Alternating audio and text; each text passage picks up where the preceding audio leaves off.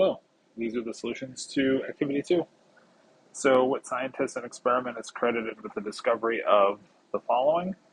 So we have the electron. This is from the cathode ray tube experiment. That's by J.J. Thomson. Late 1800s is the timeline here, but this experiment was a high voltage of electricity, removed a subatomic particle, and the particle was found to have a charge because it was deflected by a magnetic field. And if we have this particle, the particle could bend towards the positive direction of an electric field, showing that the particle was negative in charge. It was hence that electron. The mass and the charge of the electron were studied by the Millikan oil drop experiment.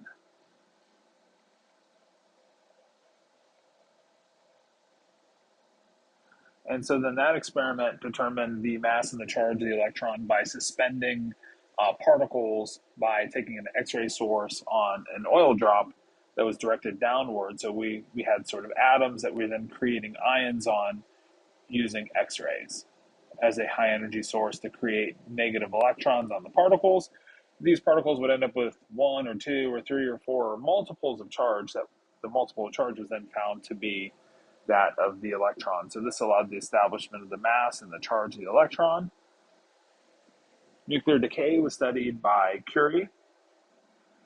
The experiment itself was just by taking a radioactive substance and then passing it through like an electric field and finding the negative particle was deflected back towards a positive direction. So it discovered 3 particles. The alpha particle, this was, let's start with the beta. The beta particle was the electron that we were seeing, very similar to the cathode ray tube experiment. The alpha particle was a more massive particle, was the helium nucleus. So we were seeing, positive charge because this was deflected towards the negative direction of the electric field. And then the gamma ray, which was just a high voltage source of light. So light of even higher energy than an X-ray.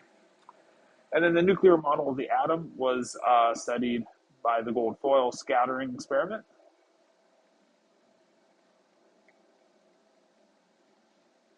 So the alpha particle from the Curie experiment was used here, and then it was fired at a very thin piece of gold. This was kind of like firing a cannon at a piece of tissue paper, was the thought, that we're firing a fast-moving, massive particle at a thin sheet of gold. We thought the particle would go straight through, but instead some of the particles were deflected at wide angles, so we were firing this particle at a thin sheet, and it was the nucleus of the atom that was causing deflection. So depending on how the particle hit a nuclei, if it hit a nuclei, it was deflected.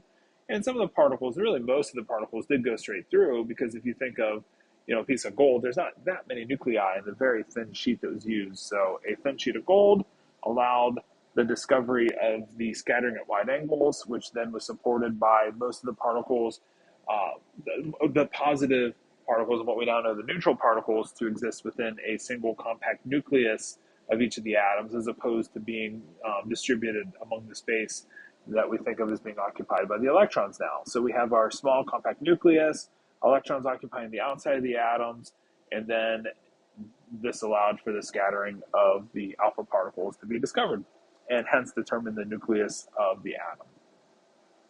And the researcher's name here was Rutherford, for the last nuclear model experiment.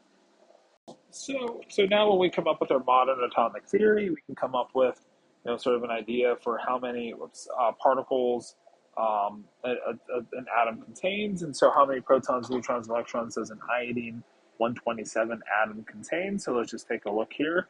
This is our mass number. The mass number is equal to the sum of the number of protons plus the number of neutrons. The number of protons identifies the atom. So the number of protons is our atomic number because it defines the atom. And so iodine's atomic number, if you just look on a periodic table, if you want to count, you can, but it's listed with it as element number 53. So iodine is element 53, meaning it has 53 protons in its nucleus. And then the number of neutrons is going to be equal. So the number of protons plus the number of neutrons for this atom are equal to 127. So if we know it has 53 protons. Then we can subtract 53 from 127, and that difference is the number of neutrons, and that's equal to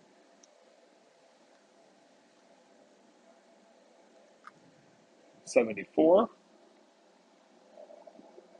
So we have 74 neutrons.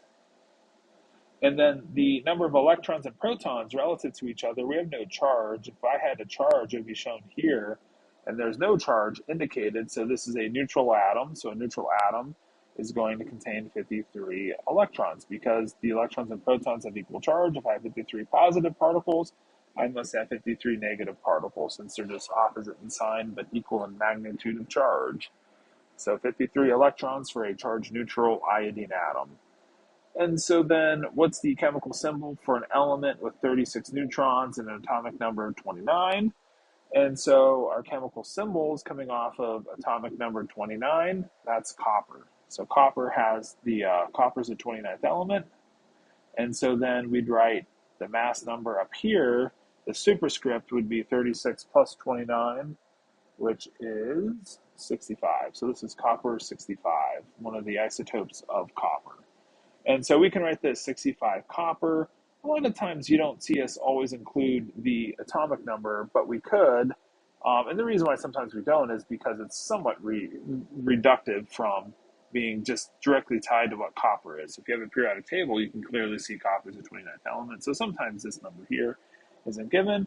And we only ever show a charge if it's not neutral. So we're just looking at the element's charge or the charge neutral atom here. So we're not considering whether or not yet this atom has a charge that's anything other than just neutral. So charge neutral here for this example to wrap up for copper.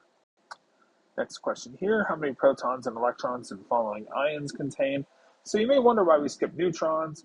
We skip the neutrons because you have to know the mass number, and most atoms exist with multiple isotopes that we can't easily predict. So if we want to know the actual neutron count, we have to get into the weeds a little bit, but ordinarily we don't need to worry too much about, because for the most part, most of our properties of our atoms are just coming down to the proton count versus the electron count.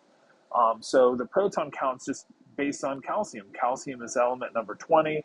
Protons are in the nucleus of the atom. We're not exchanging protons. We're not creating ions by swapping proton counts out. Those things are locked into place for our atoms. We have 20 protons, and those are the positive particles. So if I have a net 2 plus, it means I must have lost some electrons here. So I only have 18 electrons. I often don't even use this equation here, but if you think of the number of protons minus the number of electrons, that's going to tell us our charge.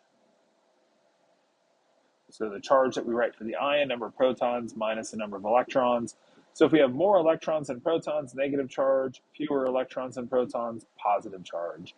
And so 20 to get plus 2 would require that charge be equal to 18. So 20 minus 18 is equal to plus 2, so we have 18 electrons. Another way I like to think about it is we get to the 2 plus by taking 2 electrons away. And the electrons are on the outside of our atom, so they're the particles that are easily or more easily exchanged by atoms. So picture calcium with 20 electrons, take 2 away, you get the 2 plus charge. So the electrons we can easily swap, the protons we're keeping constant. Sulfur is element 16, and so 2 minus for sulfur, 16 protons, and I must be picking up 2 extra electrons to go to a minus 2. So a minus 2 is going to be 16 minus 18 total electrons. So I have 18 electrons for the net 2 minus negative charge. Chromium 3 plus, in the transition metal series. Chromium is element number 24. So it's going to have 24 protons, of course.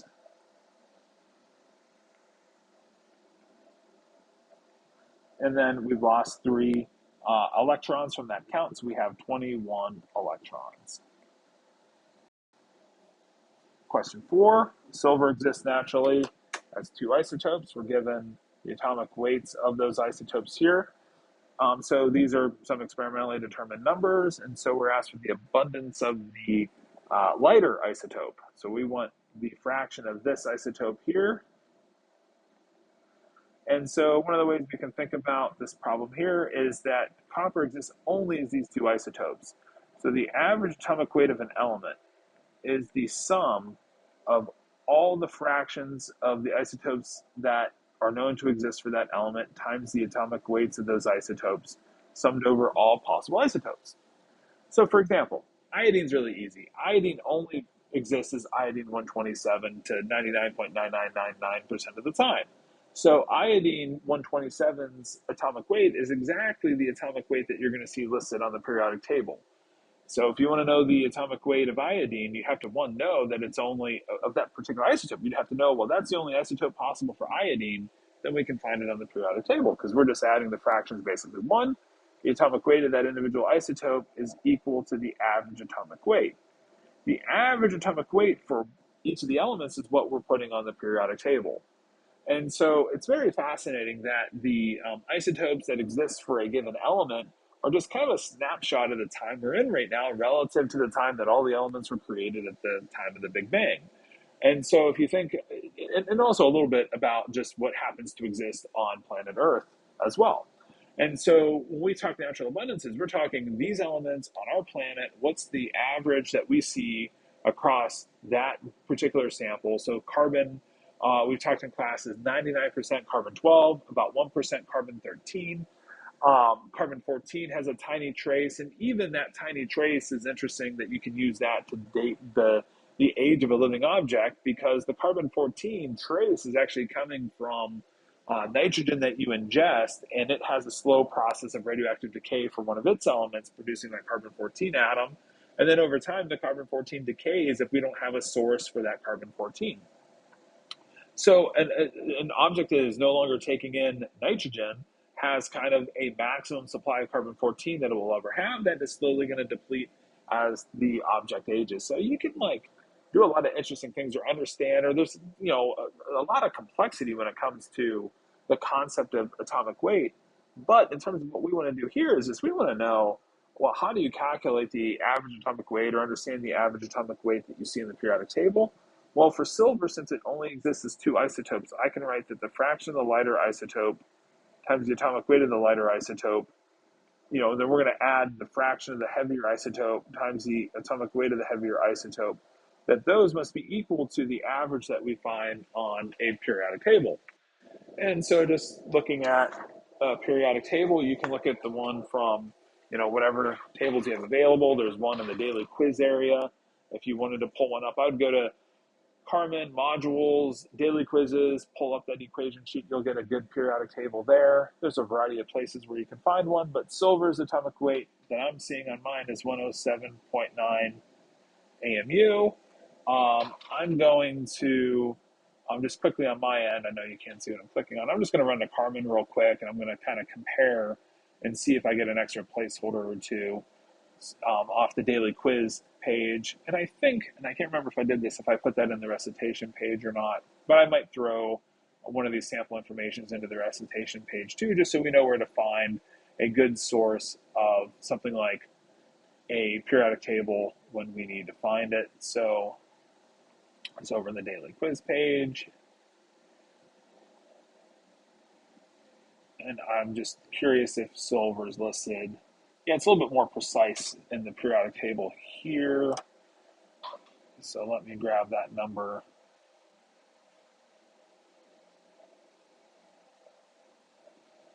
So let's use an atomic weight of 107.8682.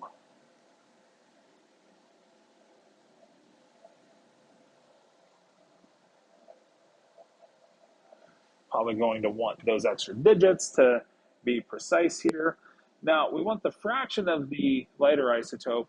Now, one thing that you can kind of get a sense of, 106.9 is the fraction of the one, 108.9 for the other.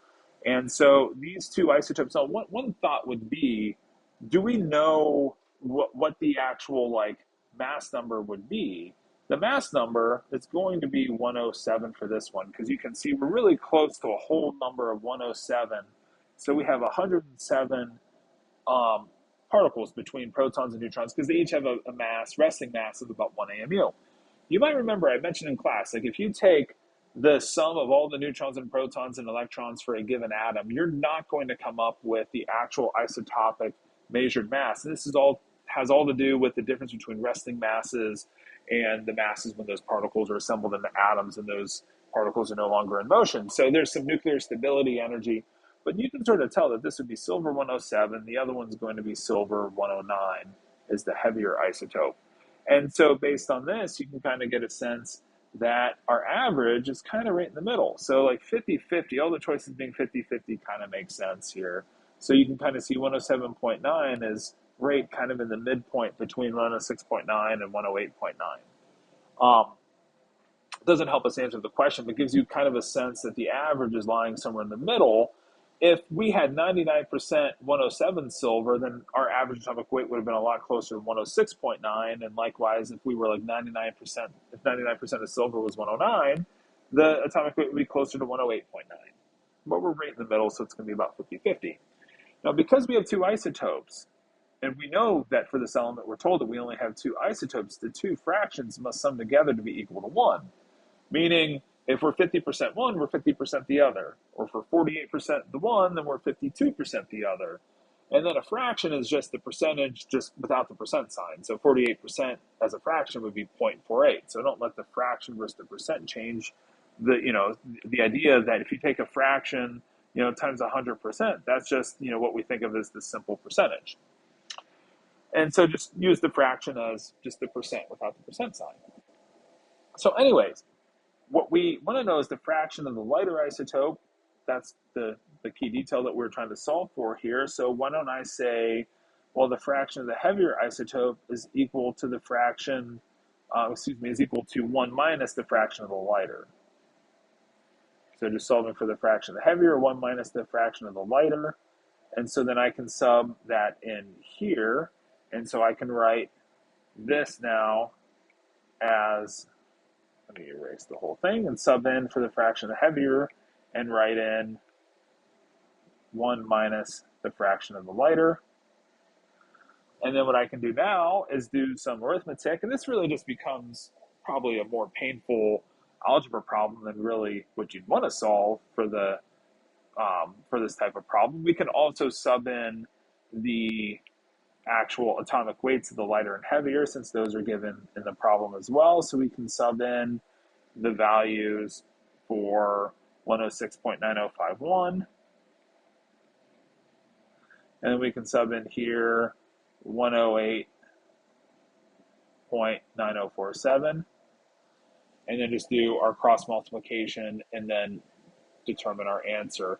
And so the way I might go about this is just to factor in. And I'm going to throw the number in front too, just because it's probably more mathematically useful. So just putting the number in front, and then I'm going to have plus 108.9047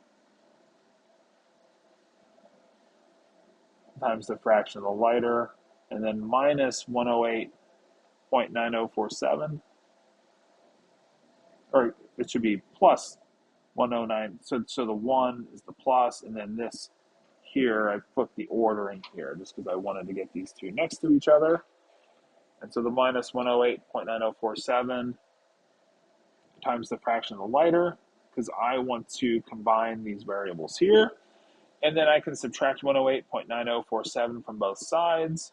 So let me do that. So let me take 107.8682 minus 108.9047. 0 wedged in there. So that gives me negative 1.0365. And then if I take 106.9051 and then minus 108.9047, that gives me negative 1.9996 times the fraction of the lighter, just accounting for the factoring in for the fraction of the lighter. And then my fraction of the lighter I can determine now by taking the negative 1.0365 dividing by negative 1.99. So I'm just going to divide both sides by negative 1.9996. So that cancels. And my fraction of the lighter works out to be equal to 0.518. I don't get exactly 0, but maybe that's a rounding issue. But I get answer A is what I'm getting here. Okay, so a little bit more abundant in the fraction of the lighter isotope. So now this problem here, tedious math example, but it's just a math problem that uses the idea of average atomic weight.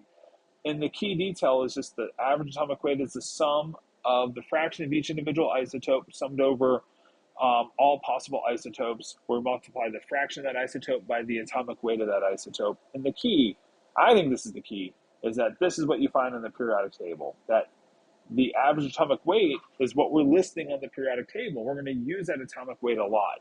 And so it's a pretty simple, straightforward number. We're going to use these and probably not think much about what the average atomic weight means later. It just means if you have like a sample, let's go back to carbon, 12.01 grams per mole is the average atomic weight, or AMU is the average, 12.01 AMU is the average atomic weight of carbon. This means if you take a sample of carbon, you're going to, on average, find that from the 99% carbon 12 to 1% carbon 13, on average, the average mass of a single atom of carbon comes out to be 12.01 AMU. So interestingly, if you think about carbon's average weight or silver's average weight, no atom of silver exists with this atomic weight. It's all either this weight or that weight, and just averages out to the average that we list on the periodic table. Okay, so moving on to question 5.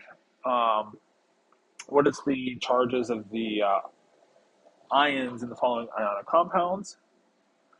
And so this is just kind of getting at what is the common charge for something like aluminum. If you look at the periodic table, aluminum's a 3 plus. If you look at the periodic table, oxygen's a 2 minus.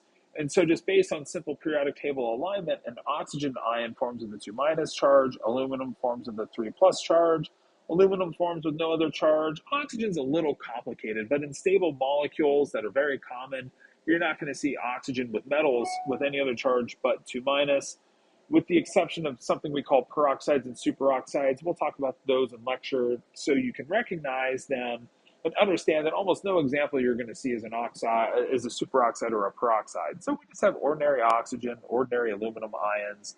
And then to balance out the charge, we use our subscripts. So we're just balancing out a 6 plus and a 6 minus, coming from Al3 plus and O2 minus.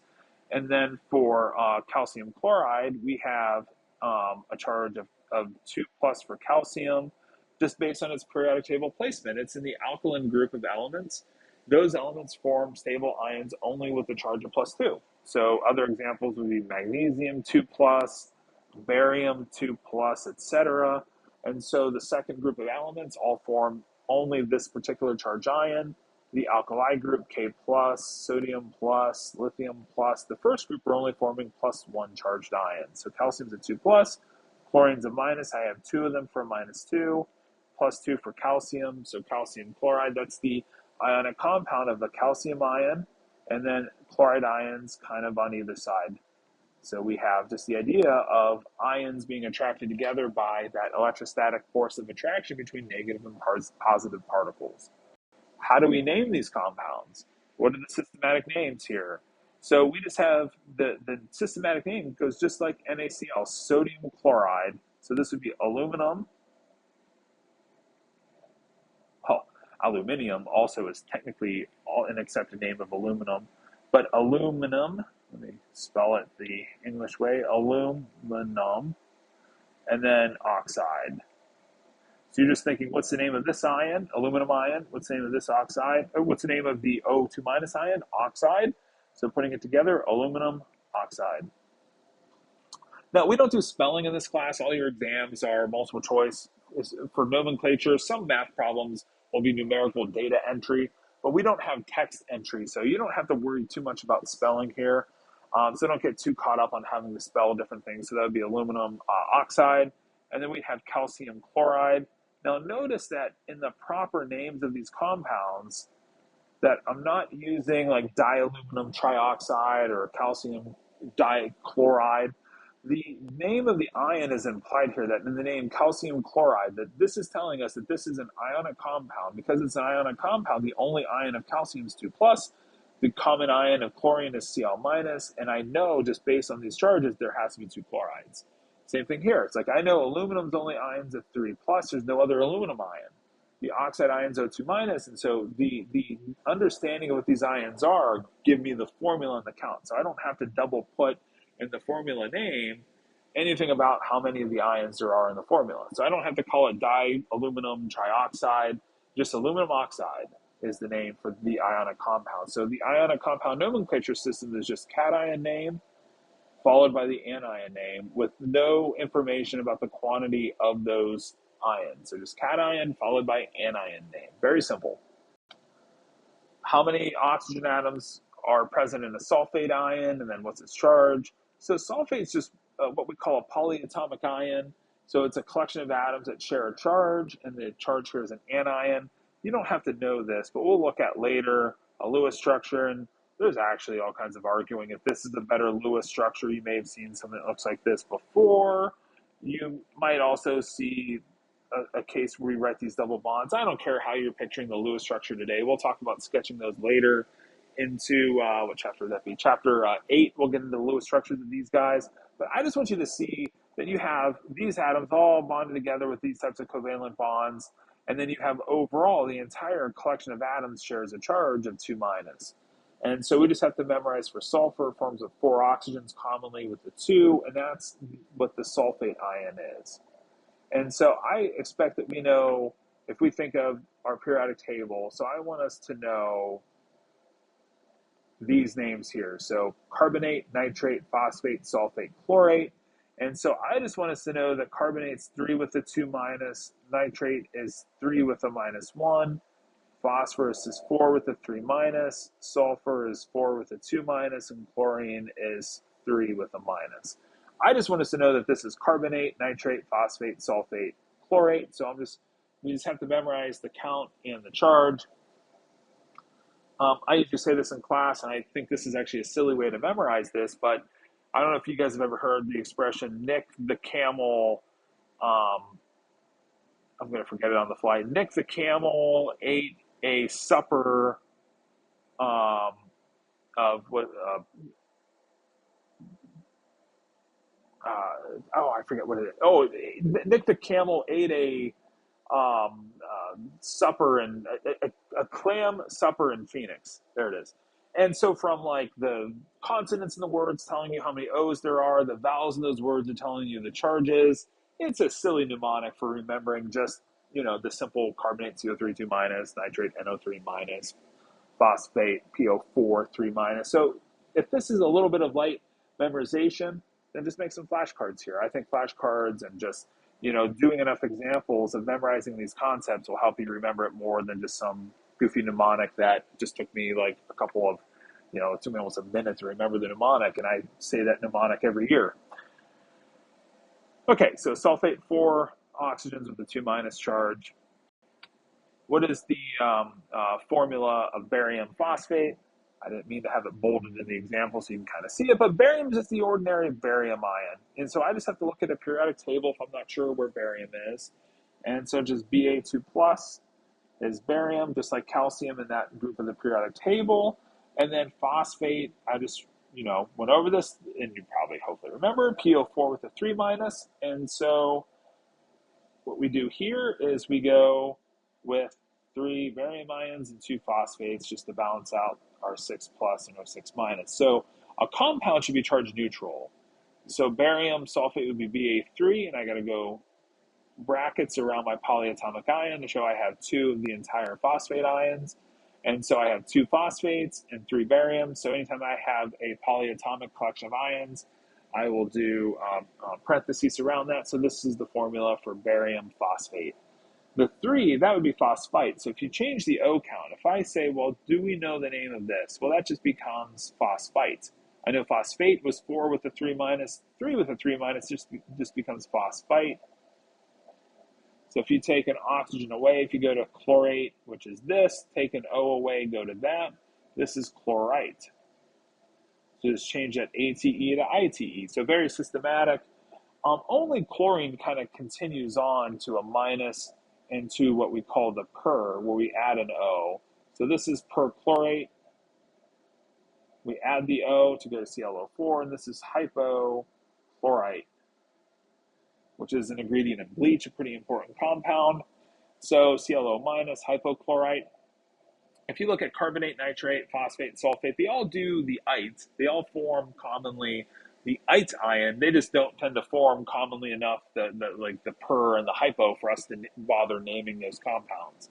So you could come up and say, you know, what would per phosphate be? It would be PO5 3 minus, but it's so uncommon that we don't even bother going through examples of that. And so the key for nomenclature, I think, from your vantage point, is not trying to understand why things exist or why these are the formulas that predominate, but just that these are some formulas that we want to understand and memorize the formulas and the names and some of the systematic rules for naming similar ions. So I just want us to, by rule, know that this is sulfate, and then that if I then change that to 3, it must be sulfites. Very simple. So NO3 with a minus nitrate, NO2 with a minus nitrite.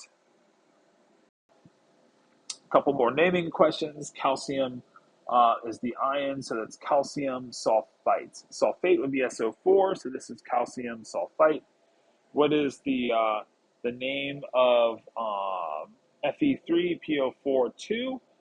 So when we get to transition metals, our transition metals, we don't really know the charge. I'm looking at this ion here going, for iron, I can't just look at the placement on the periodic table and know the charge of iron.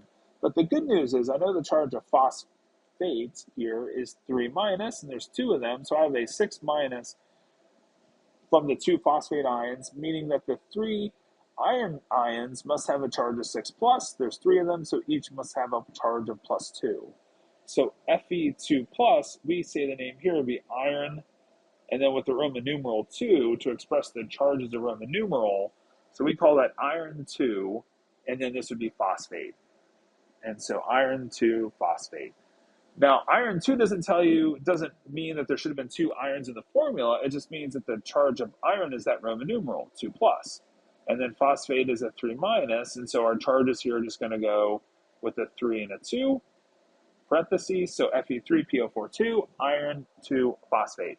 So we use this Roman numeral system here for transition metals. So transition metals are the middle block of the periodic table, so scandium on across to zinc. And so then for those elements there, we have to use a Roman numeral system. There's a few that we don't bother always using a Roman numeral with, and I don't think you tend to see this too much on exams, but zinc is always a 2 plus, so we just call that zinc ion without the Roman numeral. Silver is always a plus. It doesn't form any other ions, so we call this one silver ion without always indicating the silver 1. So there's a few exceptions in the periodic table that only form one ion that are common enough that you can just go with the 1 charge. Lead's actually not in the transition metal group, but if I say lead ion, I mean lead 2 plus. So lead ion, just lead 2 plus. These are just a couple examples of things that you'll see where, you know, often we won't give you the Roman numeral in the compound, but the ion's common enough that we'll probably expect that you know it. And you'll see a bunch of examples of these as we go along. And I wrote the 1 in, but I'm trying to say we usually don't write the 1 in here. So silver ion could be called silver 1, because most transition metals we don't know the charge of without looking at the periodic table. But silver ion so commonly only plus 1, we just call it silver ion. So lead ion, lead 2 plus, zinc 2 plus. You'll see in my notes I have a few things labeled as, you know, things that are worth knowing versus things that things that are good to know, but you probably won't see on exam. So I don't think you'll see this distinction of silver versus silver 1 or lead versus lead 2. I don't think you'll see that distinction or need to know that for the test, but you'll see plenty of examples later on where you may want to know why we don't call lead ion lead 2 plus, you know, lead 2 ion. One more example is that we often see examples of mercury where we have 2 mercuries bonded together in kind of like a molecular or some sort of metal type bond, where we have a positive charge on either side, and that's in a 2 plus charge. And so this is, if we ever say mercury 1, the compound we mean is actually this Hg2 2 plus. And it's the only transition metal that kind of does this in a way that's worth pointing out to us. And the reason why I'm pointing it out here, for anyone watching this video, is that we'll see this in examples in chapter 4. It kind of comes out of nowhere in chapter 4 if you don't know this or think about why this peculiar nature of mercury exists. And there's some mercury compounds that we call mercury 1 compounds that have this formula.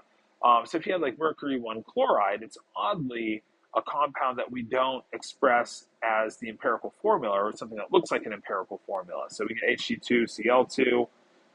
So this compound here, is this the empirical formula? Well, the simplest ratio of the ions is intact.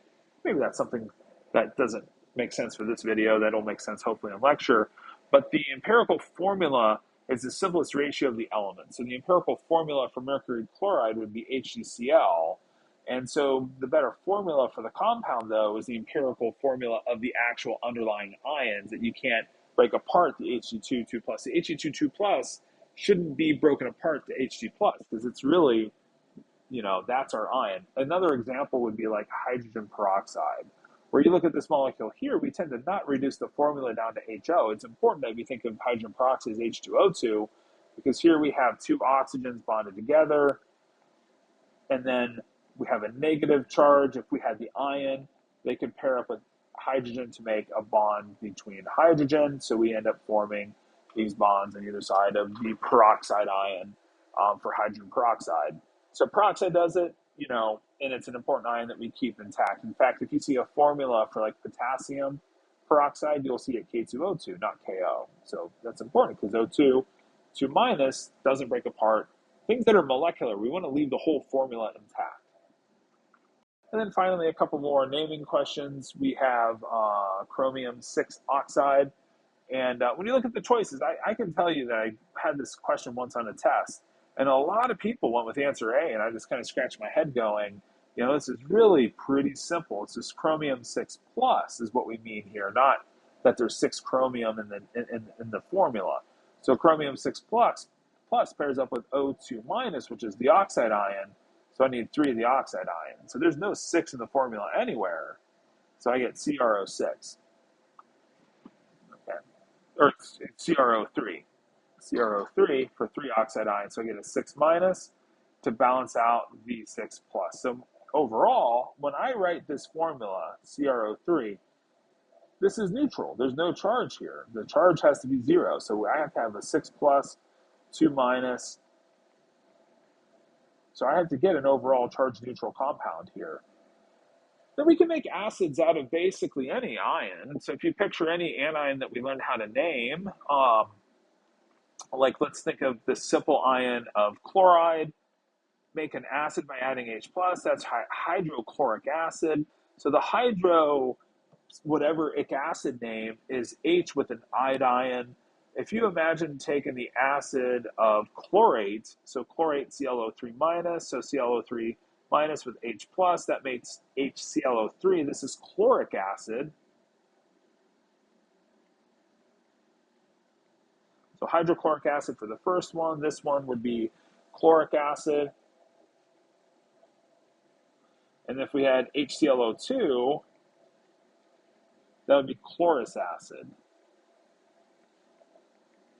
So we go ic acid when it's an 8 ion originally before the H+ was added. So 8 ions become ic acid, and then ite ions become us acid, and they're acid form. So when we say phosphoric acid, we're kind of meaning the acid you derive off the ion PO4 minus. PO4 minus being phosphate, the 8 ion becomes the ic acid. And so this will be H3PO4 because I need 3 H pluses to balance out the PO4 minus.